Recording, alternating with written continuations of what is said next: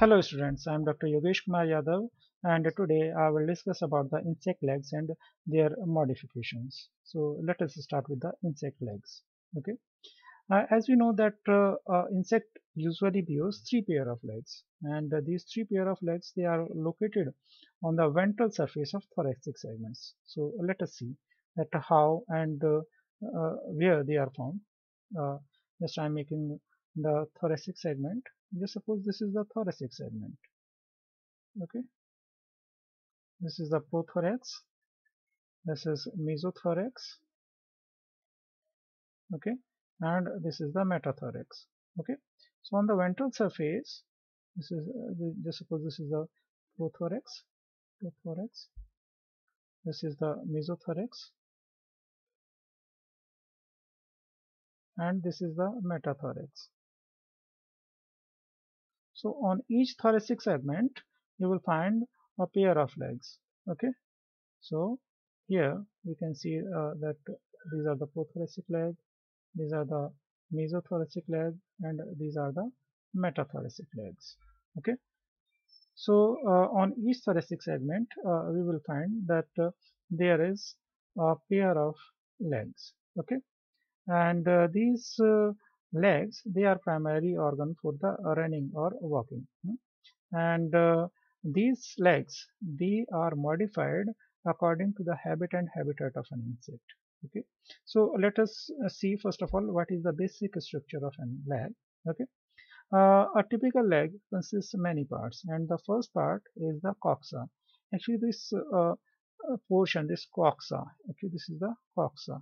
Okay, this is basal segment, and this basal segment actually joins the leg with a thorax. Okay, and this coxa that fits in the cup depression of the body and is generally freely movable. That means that when the insect is moving at that time, the coxal movement is free. The second part, that is a smaller one in comparison to the coxa, that is known as the trochanter. Okay, and this small portion, this is known as the trochanter. And this trochanter that articulates with the coxa, and it is fixed with femur. Okay, now let's talk about the third part, which is known as the femur. And this femur is the most powerful division of the leg. Here, this is a long structure. You can see this is a femur. Okay, and this femur that also contains some spines, or generally these spines are projected downwards. Okay, and the next part is the tibia. This tibia is slender, and this tibia also have some spines, and these spines actually they help in climbing. Okay, this is the tibial part. Here we can see this portion is the tibia. Okay, now next comes there are the tarsus. Generally tarsus, their number is in between 2 to 5. Okay, and these tarsus are having one pretarsus also. Okay, so and in pretarsus you may find that there are claws. Okay, in the pretarsus, here we can see it is also given here that this pretarsus is the last terminal segment of the leg, which is represented by a complex set of claws, which bear one or more pads or cushions.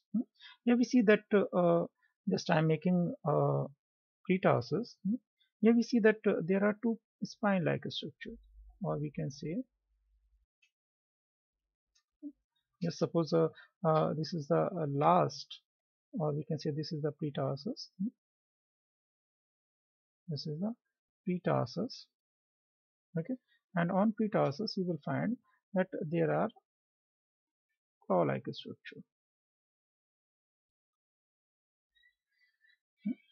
These are actually, these are the claws. This is the pretarsus, and these are what? These are the claws. And here we can find that there are some pad-like structures. We can find also here some pad-like structures. And these pad-like structure, just suppose I'm making some pad-like structure. They may be the rounded pad-like structure. And these are also known as aerolium sometimes, or sometimes they may be called as the pulvi. Okay, this is the pulvi. In case of housefly, we will find that it is having some aerolium also, or we can say that empodium, which is empodium actually is a bristle-like structure. Okay, and generally it is found in the Dipterous insects. Okay, now we move to the next point. That is about the modification of legs. Actually, the insects, they have various type of habit and habitats. Okay, and as per the requirement of habit and habitats, there are a lot of modifications in the legs of insects. Let us see what are the main modifications. The first type of modification is ambulatorial or walking type of legs. Actually, these legs are generalized type of legs, and they are usually adapted for walking purpose. And in such type of legs, the coxa is smaller. Here we can see this coxa is that the coxa is smaller. This is the coxa, and this coxa is smaller. Okay, and the trochanter is equally smaller, and this trochanter is subdivided into two segments. Okay, now the femur here see that is flat, and slender, and the tibia is comparatively longer than the femur.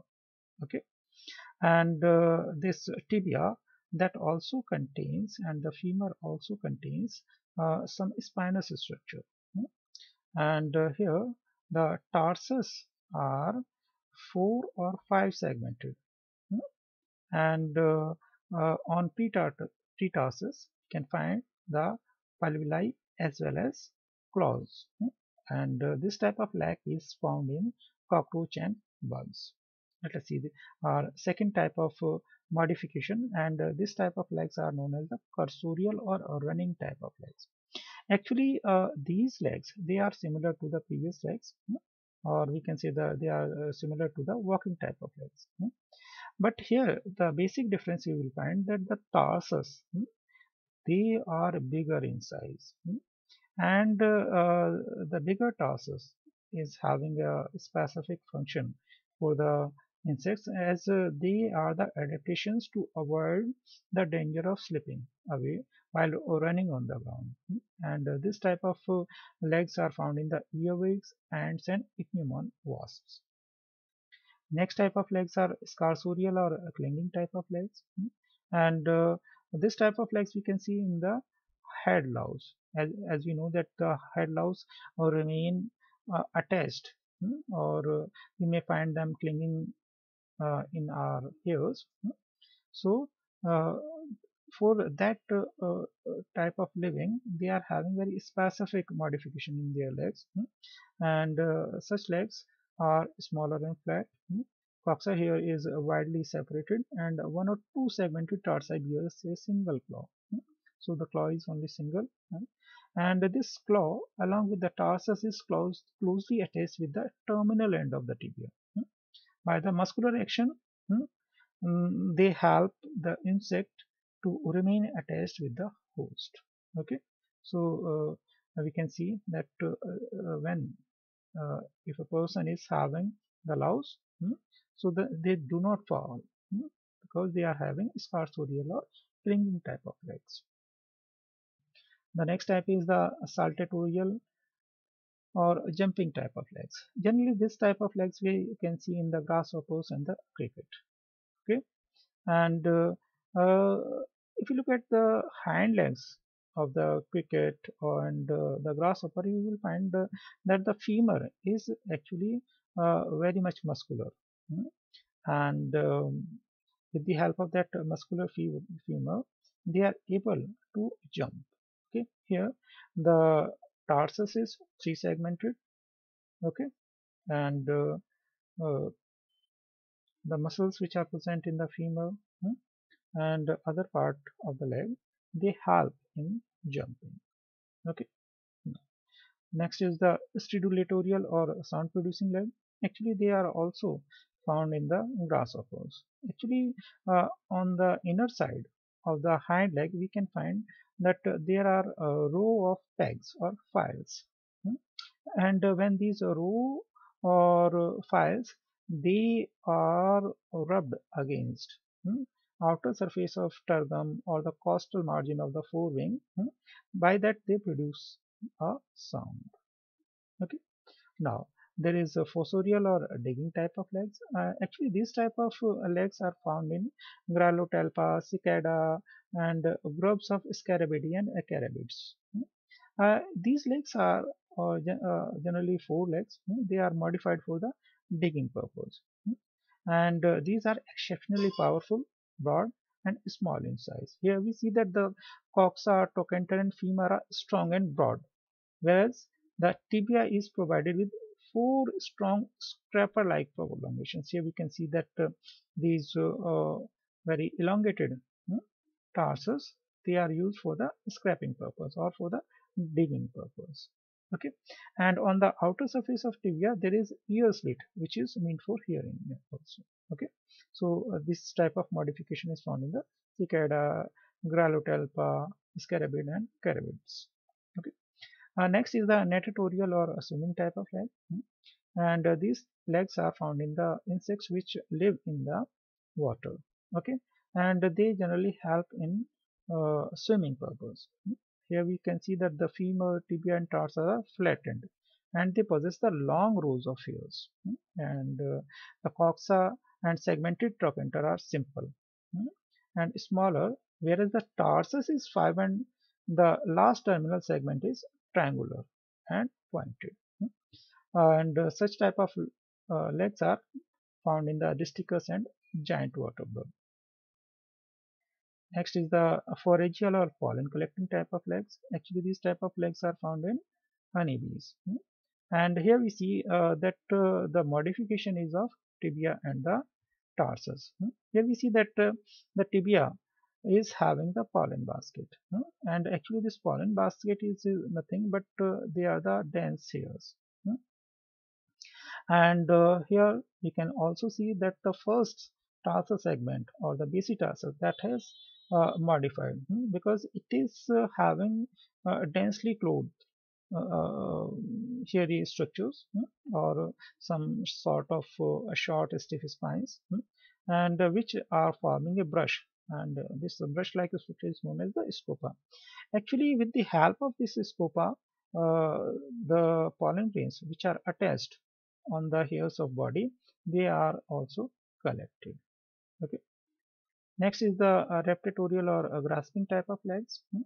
Here we can see that the coxa of the foreleg, that is very much elongated, and that has attained the length of even the femur.